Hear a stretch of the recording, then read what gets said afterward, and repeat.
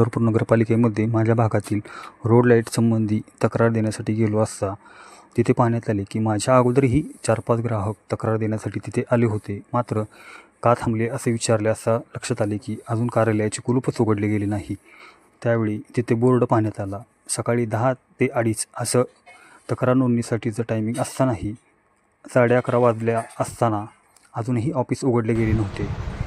मात्र संबंधित अधिकाऱ्याचा नंबर घेऊन तिथे लावण्यात आला. मात्र तो नंबरही बंद लागत होता. इथून परत पुढे मी रोड स्वच्छता विभाग व मलेरिया विभाग यांच्याकडे संबंधित अधिकाऱ्यांचे नंबर घेऊन कॉल केला असता दुसऱ्या तक्रारीसाठी तेथे सांगण्यात आले की रोडसाठी लागणारी ब्लिचिंग पावडर आत्ता शिल्लक नाही, अजून टेंडर निघालेले नाही.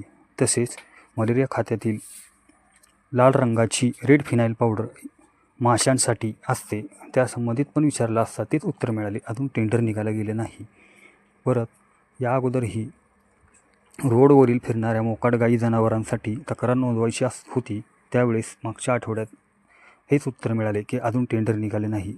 म्हणजे टेंडर कुठलंही निघाले नसताना नगरपालिका वार्षिक अहवाल अंदाजमध्ये सर्व रक्कम जाहीर कशी करते, कोणत्या बेसवर करते, हा प्रश्न असा सगळ्याला पडला पाहिजे.